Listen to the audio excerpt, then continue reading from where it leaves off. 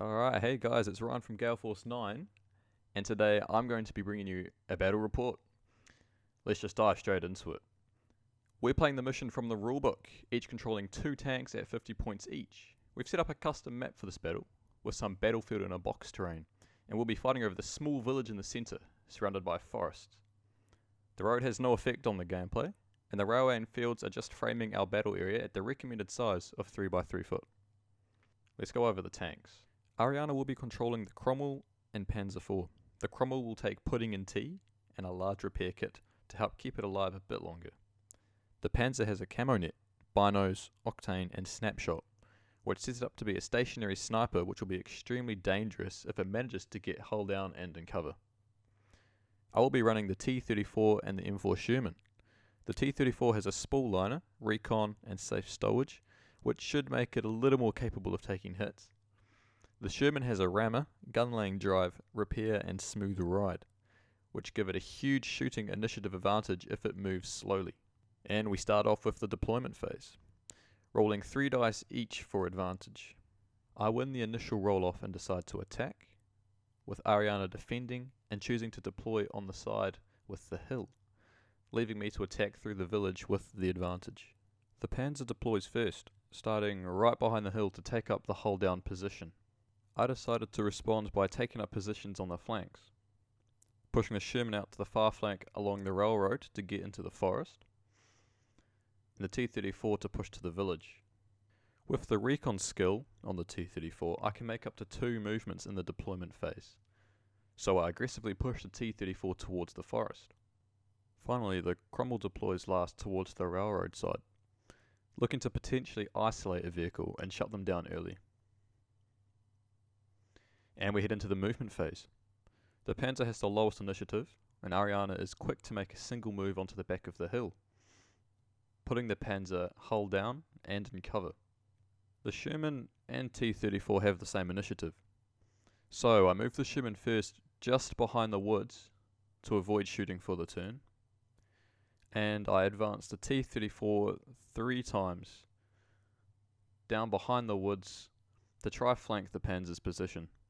The Cromwell, having the highest initiative, reacts by moving to a hull down position at the back of the village to cover any moves that the Sherman might make. And we move into the shooting phase. Only the T-34 and Panzer have line of sight, and as I hold the advantage, I'll shoot first. 3 crits and fail the medium reroll. The Panzer doesn't get the bonus defense for camo net, but because I moved 3 times, the defense pool is still capped at 6. The Panzer is hull down, but as I didn't roll any standard hits, this is disregarded. The defense roll is good, and the Panzer can shoot back, and it's a good roll. All the dice connect. The T-34 is in cover behind the forest, so all 6 dice are rolled in defense.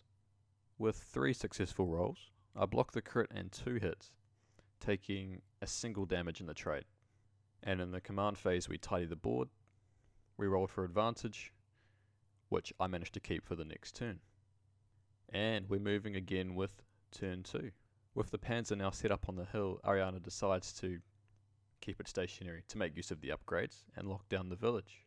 I decide to shuffle the Sherman forward slightly into cover, opening up my lines of fire, and I rotate the T-34 back to try and get flank shots onto the Cromwell whilst keeping it in cover.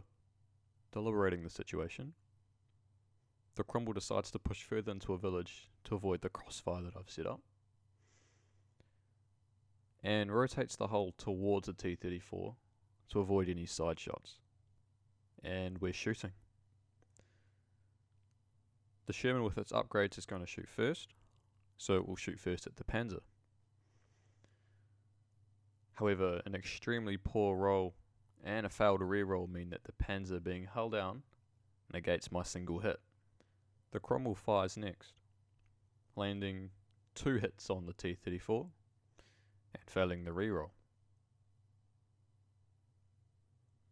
Rolling a total of 5 dice in defense, the shells bounce off harmlessly. The T-34 takes opportunity to fire back at the Cromwell, only landing a single hit, which is easily saved. This leaves the Panzer to fire, only getting a single hit and failing the complete reroll for being stationary, which results in an easy save. We tidy up the tokens and roll for advantage, which Ariana wins. A big help for the Panzer, as it will now shoot before the T-34. Turn 3 begins. The Panzer predictably stays stationary, so the Sherman and T-34 move into the village as I try to set up a crossfire to eliminate the Cromwell, whilst removing the chance for the Panzer to shoot at either of my vehicles. Ariana, however, sees an opportunity with the Cromwell and reacts by driving it right around behind the T-34, setting it up for some great flanking shots in the shooting phase. The Cromwell will shoot first, as the Sherman moved twice plus has no target to shoot at, right behind the T-34, landing 2 crits and a hit, but fails the reroll.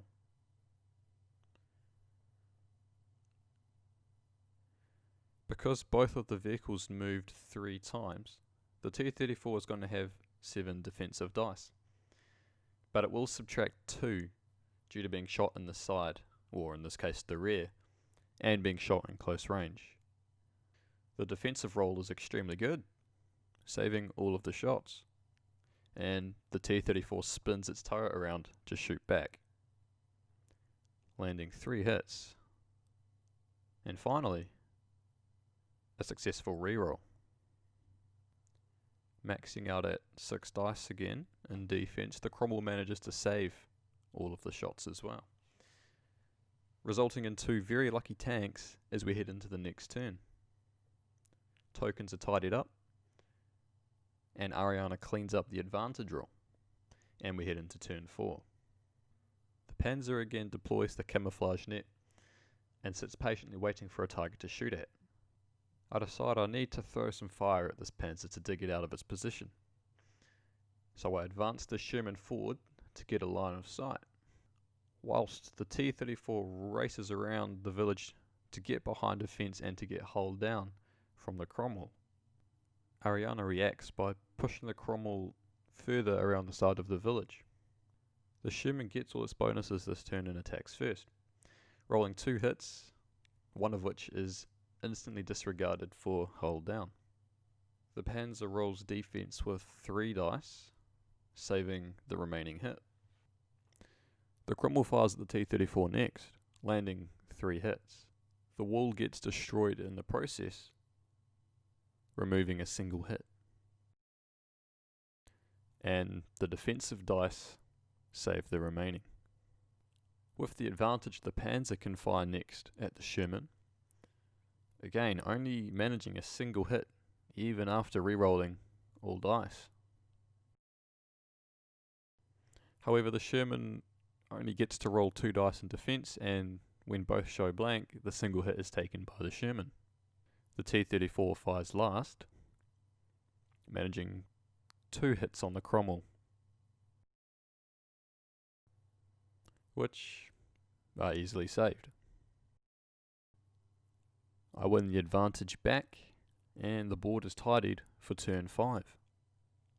The Panzer stubbornly remains on the hill, so I decide enough is enough and rush both the Sherman and the T-34 at the hill to try and remove the Panzer.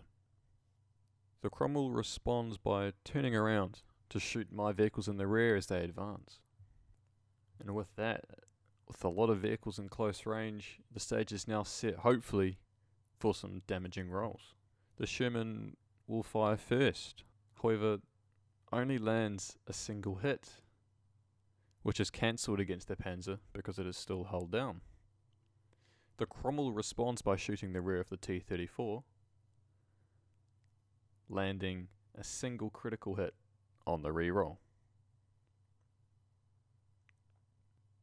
With the movement on the T-34, this is easily saved, and the T-34 fires at the Panzer, again only landing a single critical hit. Hull down doesn't void this hit, However, it is still easily saved by the panzer, which fires back to no avail. Tokens are tidied and the advantage changes hands again in the command phase. And we head into turn 6.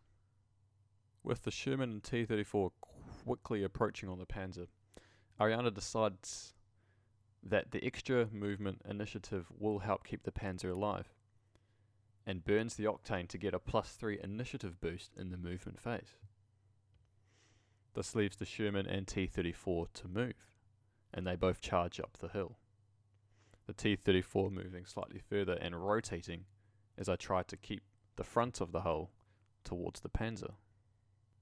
The panzer moves next, and Ariana manages to pull the panzer in behind a wall at the back of the village to retain the hold down bonus against one shot. The Cromwell moving last thinks about staying stationary to try and increase the likelihood of damage, but knowing our atrocious luck so far with the dice, decides to advance to close range to remove some defensive dice. With all the side shots and close range shots, surely we'll see some damage dished out this turn. The Sherman fires first, rotating its turret to shoot the Cromwell, as I believe it poses the larger threat. The single critical roll is not enough and is saved by the Cromwell,